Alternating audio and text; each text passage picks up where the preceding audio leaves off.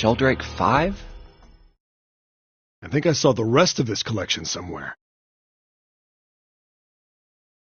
Yeah, I think it was somewhere around here. Let's go take a look. Okay. Sheldrake. Have you heard of him? Sheldrake, I mean. Yeah, Lotus told me about him. There's a British biochemist named Sheldrake. He has a rather interesting theory. Morphogenetic fields, which relies on the theory of morphic resonance. Really? From Lotus, huh? Well, Clover also said something to me about that stuff. She did? Yeah, what was it? The ability to access a morphogenetic field is affected by a couple of things. The first is epiphany, and the other is danger. That girl. I told her not to tell anyone. You did? Why? Well... Look, man, I didn't push it because we're in a hurry, but I'm kind of sick of this. How about you just tell me, okay?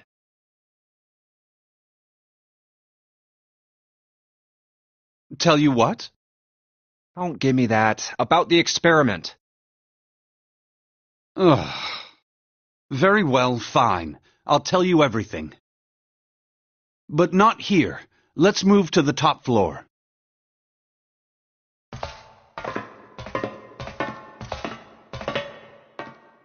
I suppose I might as well start by telling you why I kept quiet, and why I made sure Clover did as well.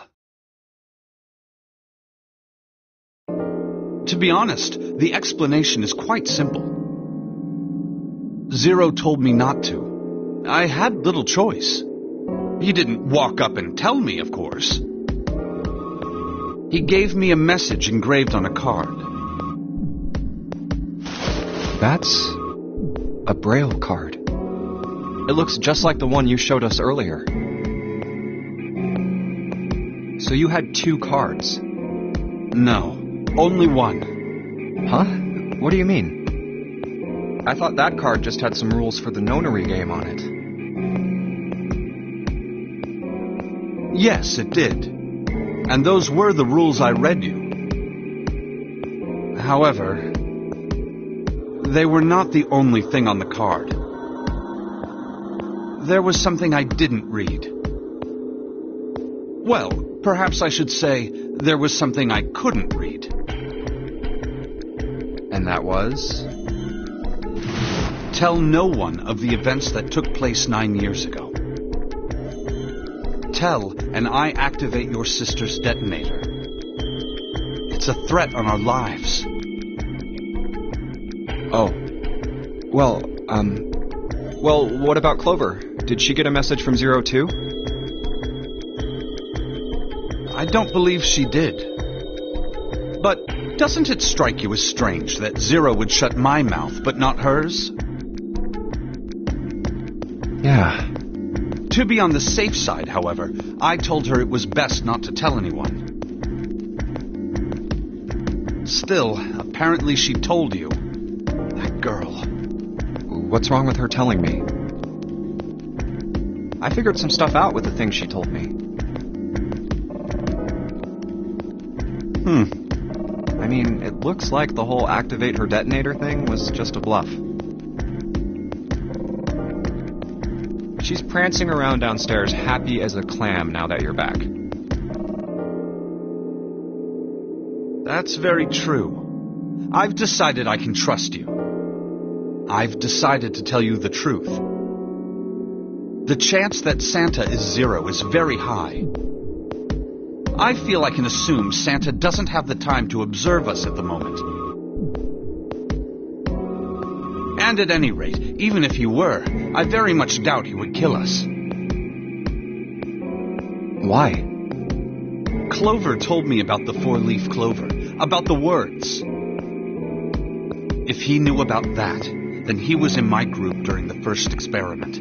I'm sure of it. he wouldn't kill us. No matter what the situation was. Hey, Snake? Yes, I know. You want to know what happened during the experiment. Yeah. How much do you know? Clover told me about...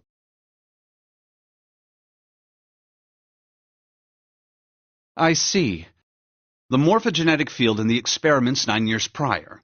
How the experiments had taken place simultaneously at 2 locations, one being the ship and the other being a building in Nevada.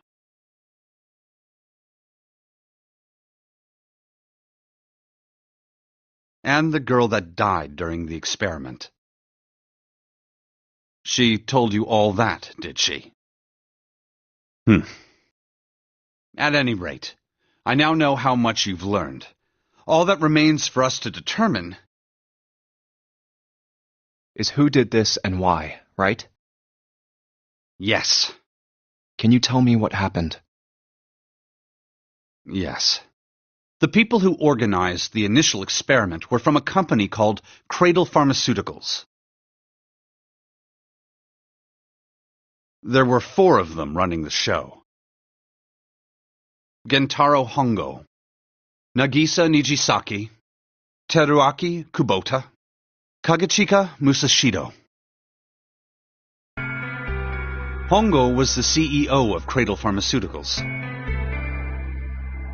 Nijisaki was his right-hand man and did the lion's share of the planning. Kubota led the company's research and development division.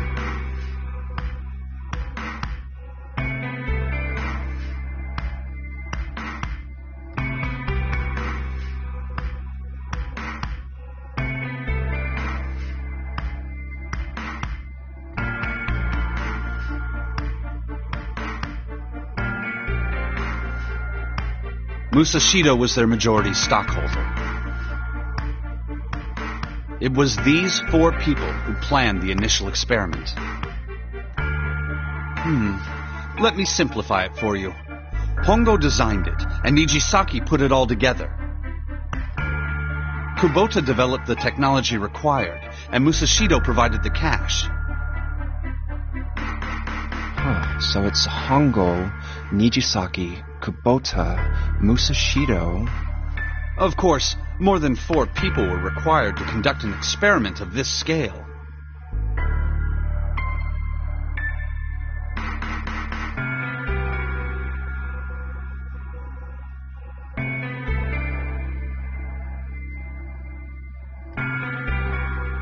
To that end, they organized a top-secret team to assist them with their research. All in all, they gathered 10 people or so. Those 10 completed their team, and they were able to begin the project. They named it the Nonary Project. The purpose of the experiment was to research the prospect of controlling a human mind through sheer will. The vessel, I suppose you could say, for this control was the morphogenetic field. Why did the glycerin suddenly begin to crystallize? Why did the crystal structure of EDT undergo a sudden change? Why did the rats improve their puzzle-solving skills with each generation? Experiments with humans produced the same results. The more people who knew the answer to a question, the more there were who could answer correctly without having seen the problem before.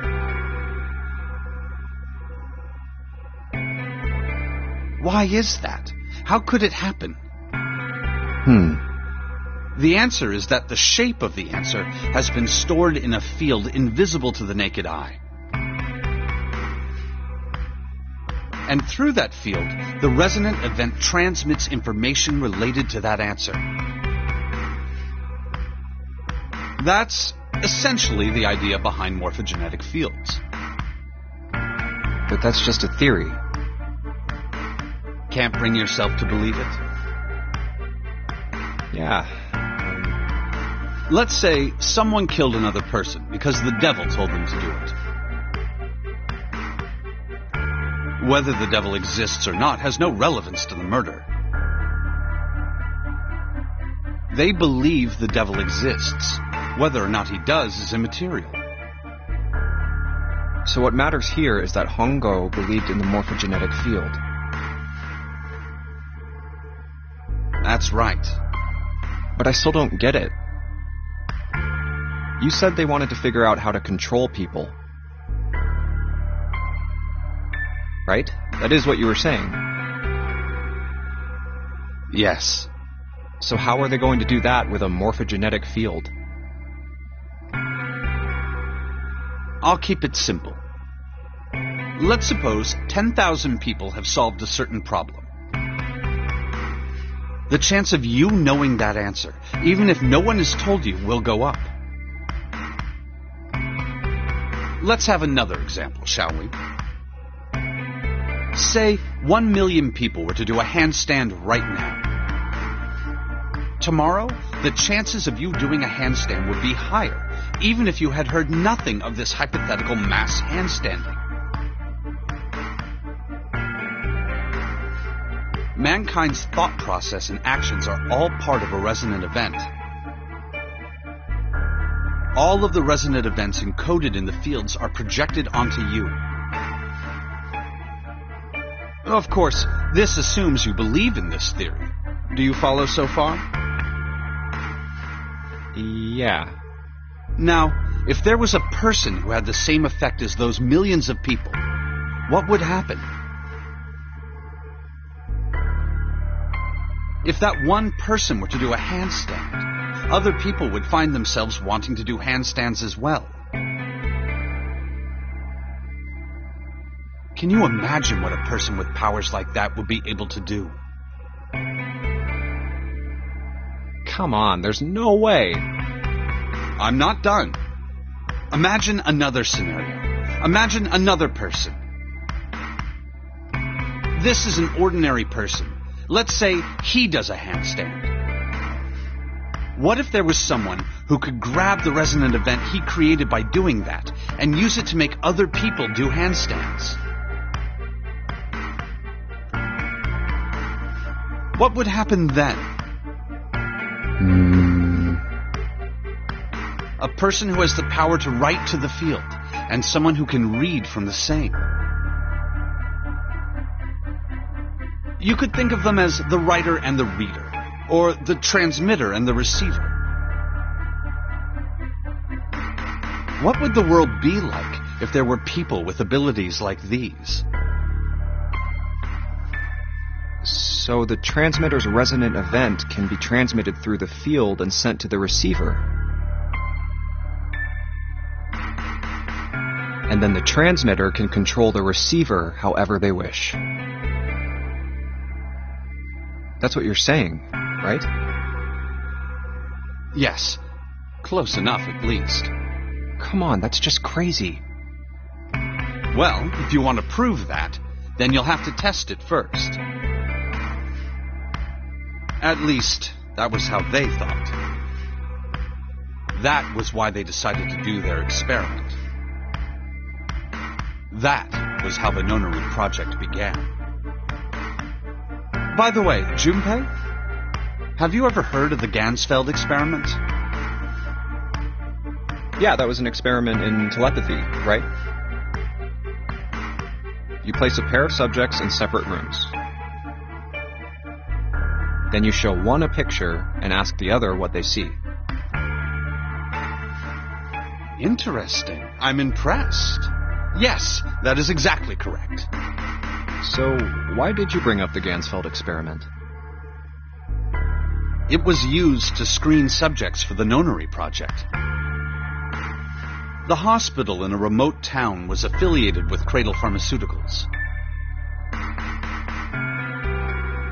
Hongo used it to conduct experiments on visiting children in secret. Some of them, he found, had potential. He began to gather children that showed promise. Children that seemed as though they might be able to access the field. Of course, none of them volunteered. They were kidnapped. There were 9 pairs of siblings taken, for 18 children total. For reasons that were not fully understood at the time, each pair had 1 transmitter and 1 receiver. They were split perfectly. As such, the 18 children were split into 2 groups of 9. The children who were put into Group Q were the ones who excelled at transmitting. They were transferred to the mock experiment building known as Building Q in the Nevada desert. The children who excelled at receiving were put in Group A. Group A was then placed on the former hospital ship Gigantic. From the experiments he had conducted so far, Hongo had learned the following. There are 2 things that can increase one's resonance with the fields. The first is epiphany. The other is danger. Have you ever been faced with an especially difficult problem and thought about it very long and very hard until finally an answer suddenly appeared in your mind?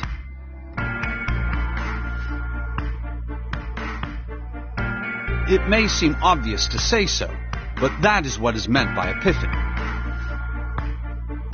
The information obtained through that epiphany can be easily transmitted through the fields, where it can be easily interpreted.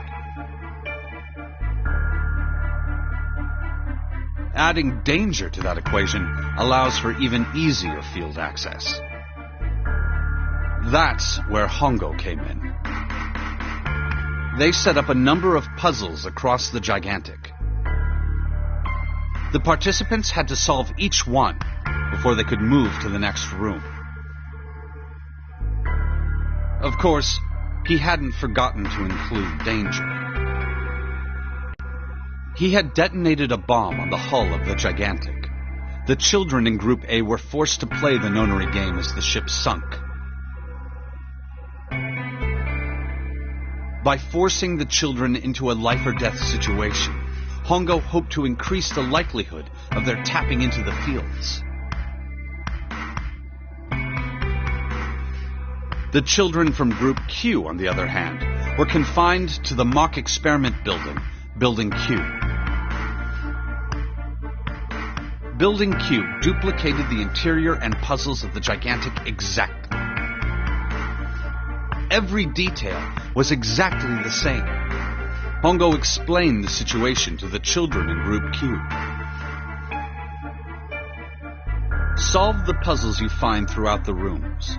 When you have the answers, transmit that information to the children in Group A. If you succeed, they will be able to solve the puzzles and escape. But if you fail, then the Gigantic will sink, and your brothers and sisters will drown. Those were his orders.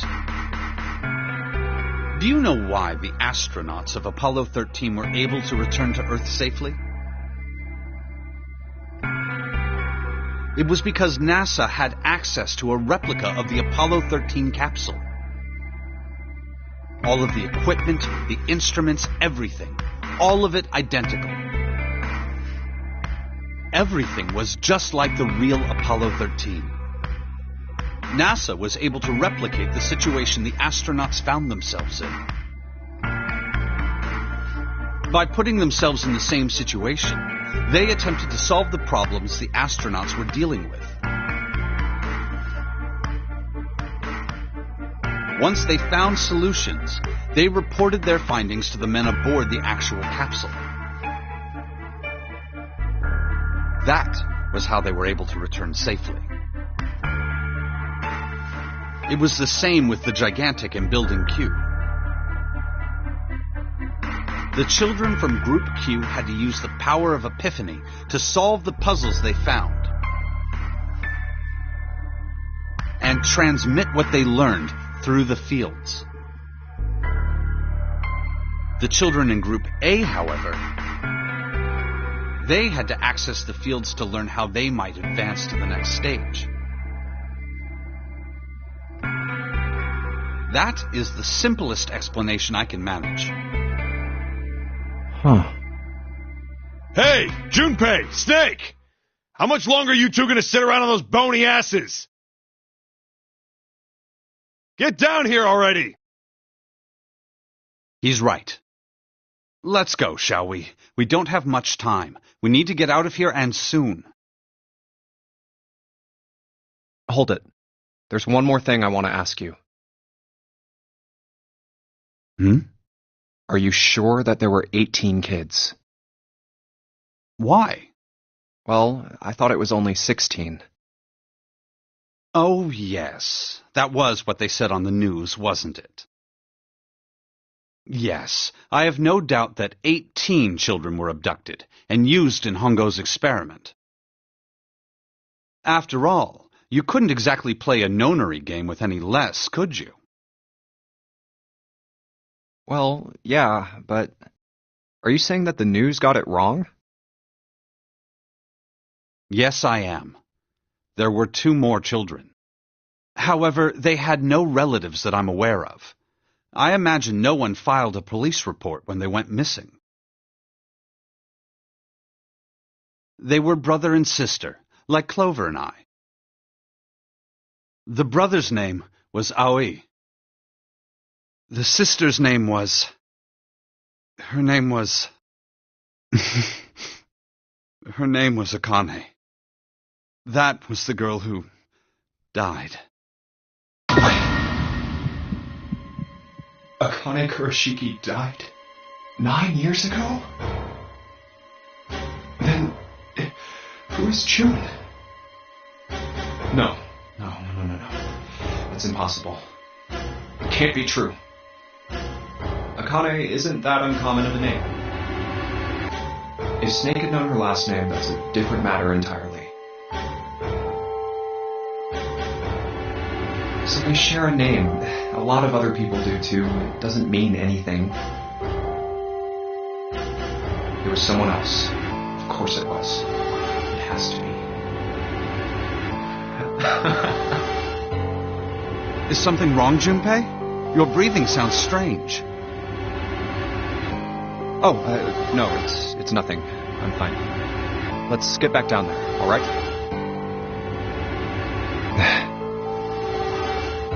I couldn't do it. Why didn't I ask?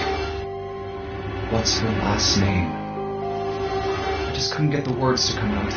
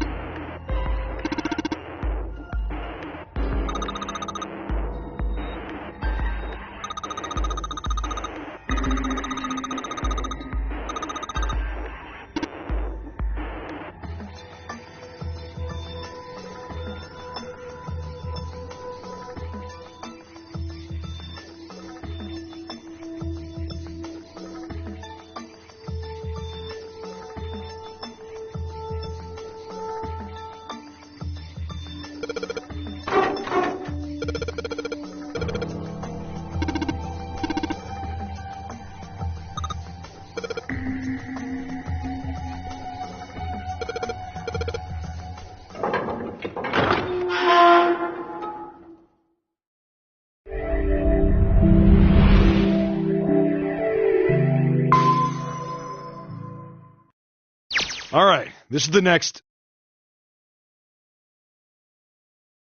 Ugh, the door! Did that just close on its own? Don't tell me we can't go back.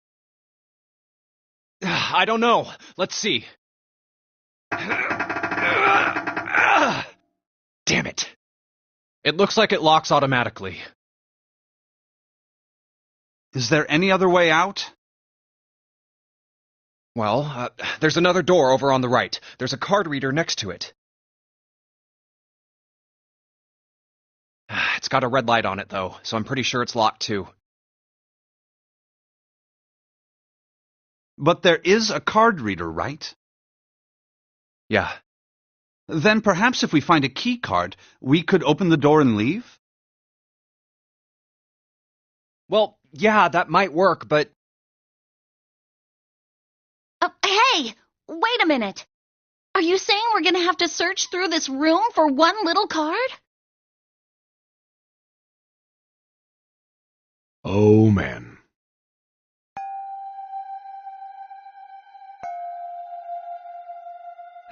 Looks that way. No way! For real?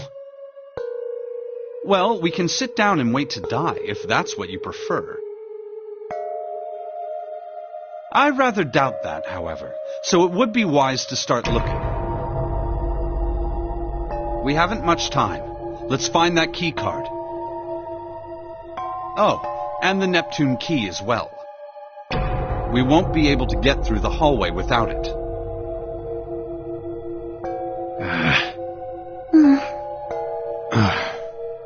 All right then, let's begin.